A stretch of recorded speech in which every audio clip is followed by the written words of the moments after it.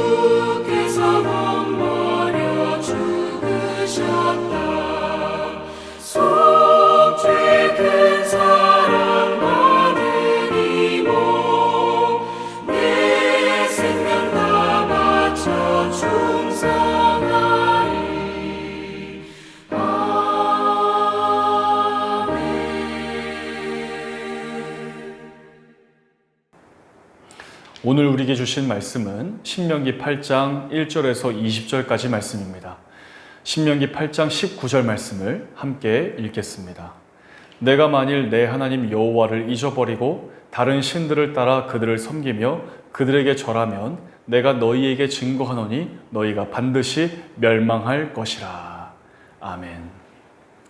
신명이라고 하는 말은 계명을 되풀이하여 더욱 자세히 설명해 준다라고 하는 의미를 가지고 있습니다. 모세는 가나안에 입성하게 될 새로운 세대에게 그들이 걸어온 광야길, 그 여정에 담긴 하나님의 구원 역사를 알려주고자 했습니다. 오늘 본문엔 이스라엘 백성이 겪어온 지난 40년의 세월이 회자되는 장면이 담겨져 있습니다. 실제로 정말 고되었지만 돌아보니 은혜라고 정의된 아름다운 여정이었습니다. 그래서 오늘 말씀에 담긴 고백은 힘이 있습니다. 왜냐하면 고난을 딛고서 터져나온 고백이기 때문입니다. 그래서 이들의 고백은 감동이 있습니다. 말 안에 세월의 농도와 은혜의 흔적이 보이기 때문입니다. 하나님은 40년 동안 그들의 의복이 헤어지지 않게, 발이 부르트지 않게 지켜주셨습니다. 모세는 이러한 하나님의 은혜를 자신의 후손들이, 후대의 사람들이 다 알기를 원했습니다. 그리고 그들이 자신들과 같은 실수를 반복하지 않기를 원했습니다. 그러다 보니 신명기에는 유독 순종과 불순종, 복과 저주의 주제를 다루고 있는 말씀들이 많이 등장합니다. 오늘 이 본문의 말씀인 8장 19절에서도 우상을 섬기면 반드시 멸망한다라고 하는 메시지가 분명하게 담겨져 있습니다. 이러한 메시지가 때론 우리에게 부담이 되기도 합니다. 마치 우리에게 핀잔을 주고 제약을 걸며 저주를 예언하는 것처럼 느껴지기 때문입니다. 그러나 우리는 이 말씀이 신명, 즉 과거의 일을 자세하게 설명하는 이야기라는 것을 잊지 말아야 합니다.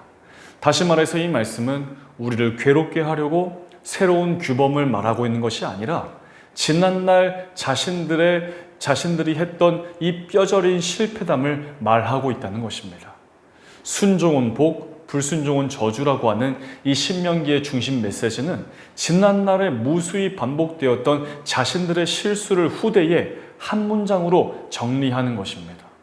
수많은 임상실험을 통해 고통스럽게 증명해낸 체험적 결론이라고 할 수가 있는 것이죠. 후대를 위한 이 새롭게 만들어낸 규범이 아닌 오랜 시간 동안 다듬어온 신앙 고백이라고 하는 사실입니다.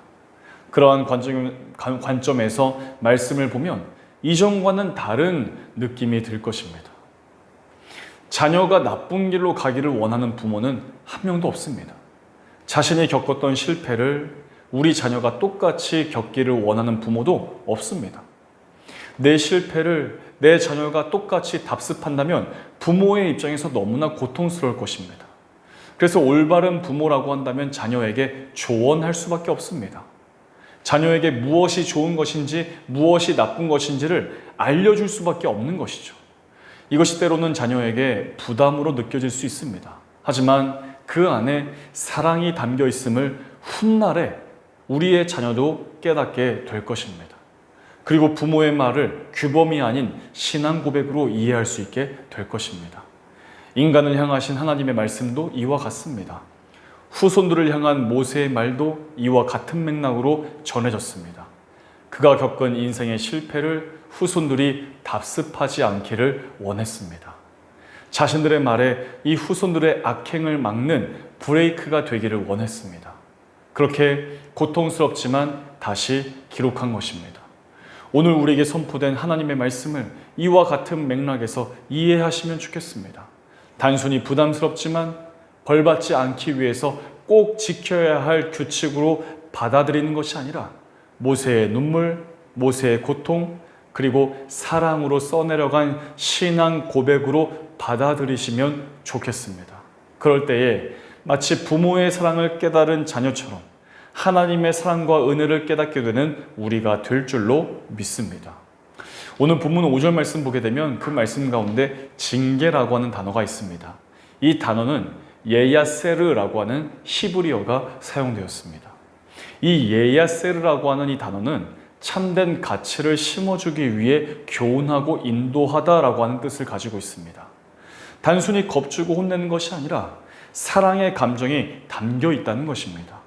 그래서 이 단어는 예레미야 애가 33장 33절 말씀을 떠올리게 합니다.